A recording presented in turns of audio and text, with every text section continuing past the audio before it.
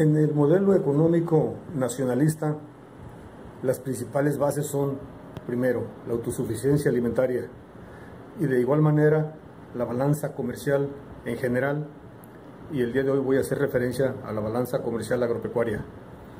Es bien importante que entendamos todos los mexicanos cuál es el impacto en la economía con estos conceptos.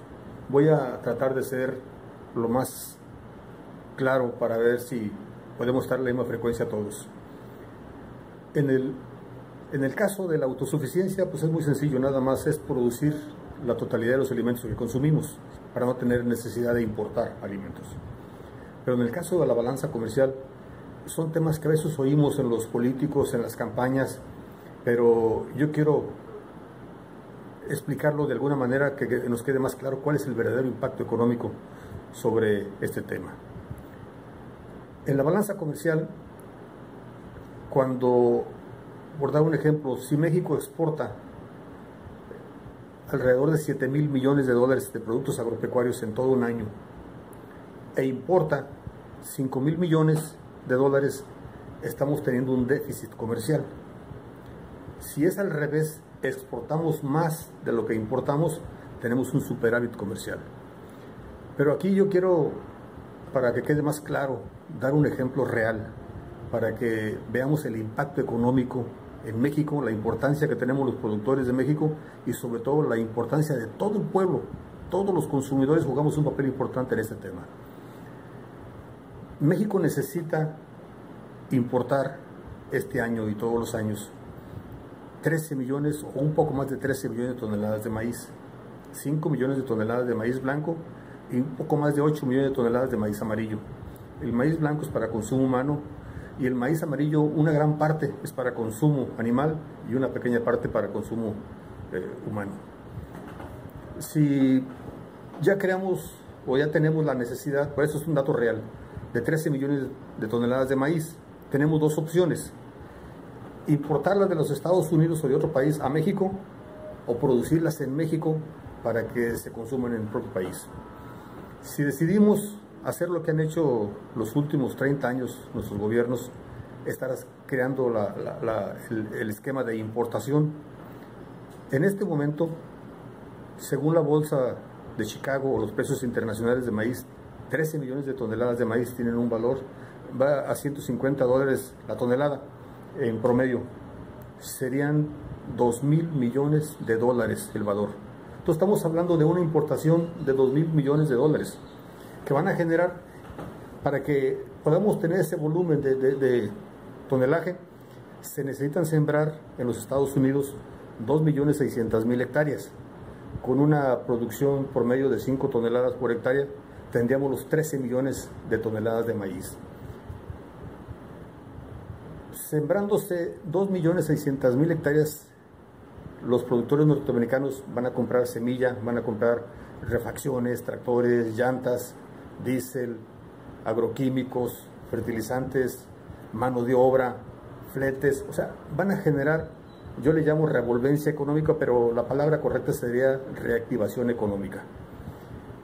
Vamos a comprar 13 millones de toneladas de maíz, los vamos a importar a México, se van a convertir en tortillas y alimento para el ganado. El mexicano, todos los mexicanos comemos tortilla y va al drenaje. El maíz se convierte en excremento y otra parte en estiércol. Se paga con pesos mexicanos, con pesos del trabajo de todos los obreros, de las amas de casa, en general todo el pueblo, de su ingreso, los prestadores de servicio. Y esos pesos tenemos que pagarlos en Estados Unidos a la persona que nos los vendió. El valor de 13 millones de toneladas de maíz son 38,000 millones de pesos del trabajo de todos los mexicanos. Con esos 38,000 millones de pesos vamos a comprar 2,000 millones de dólares, que es el valor que se va a ir a Estados Unidos, para que ese dinero vaya a seguir generando economía al lugar de origen. En México solamente va a quedar estiércol de ese maíz y el dinero, y una fuga de capital de trabajo, es un saqueo a la nación. Entonces tenemos la otra opción, que esas 13 millones de toneladas no las importemos, que las produzcamos en México. ¿Qué va a pasar? Van a generar economía, vamos a tener que sembrar 2.600.000 hectáreas de maíz en México para que de esa manera tengamos la producción de los 13 millones de toneladas con el mismo tonelaje, 5 toneladas por hectárea, y de esa manera van a generar la economía en México. Van a comprar semilla de maíz, van a comprar fertilizantes, agroquímicos, diésel, combustibles en general y sobre todo mano de obra mexicana. Van a generar economía en el país y el dinero se va a quedar en el país para reactivar la economía de nuestro país. Entonces, esto nos debe quedar claro lo que significa la importación y la exportación, lo que significa cuidar la balanza comercial agropecuaria y lo que significa tener un déficit que en los últimos años ha sido maquillado. Entonces yo creo que es bien importante, es un tema que ha estado muy trillado recientemente en la campaña política de la autosuficiencia alimentaria, que si tenemos la capacidad, claro que tenemos la capacidad de producir, nada más que tenemos que hacer lo nuestro también, el gobierno ya está haciendo lo propio. ¿Qué tenemos que hacer para poder producir 13 millones de toneladas de maíz adicional a lo que estamos produciendo? México tiene una producción aproximadamente de 20 millones de toneladas de maíz y necesitamos 13 millones más todavía. Es muy sencillo, hay dos cosas básicas. Una es el presupuesto. Lo que está haciendo nuestro presidente, el licenciado Andrés Manuel López Obrador, que es el reacomodo del presupuesto. Ahorita, para que llegue un peso al campo, se quedan 4 pesos embarrados en la burocracia y en la corrupción. Y eso ha sido los últimos años, los últimos 30 años. Lo que se tiene que hacer es invertir el proceso. Que se quede un peso en la burocracia y que lleguen 4 pesos al campo. Entonces ya vamos a tener mucho más apoyo en los programas, ya sea de uso eficiente de riego, la mecanización, la tecnificación, todo eso cuesta y por los productores estamos muy desgastados. Eso es por una parte de materia del presupuesto, con lo que pretende el licenciado Andrés Manuel López Obrador bajar la corrupción y bajar la excesiva burocracia, vamos a tener recursos para reactivar parte del sector. Pero hay otra parte más importante, que es la política sana, la política que demuestre que vamos a sembrar, no vamos a sembrar con una simple corazonada, vamos a sembrar porque ya va a haber un precio que nos garantice recuperar lo que invertimos y tener una pequeña utilidad para mantener a nuestras familias.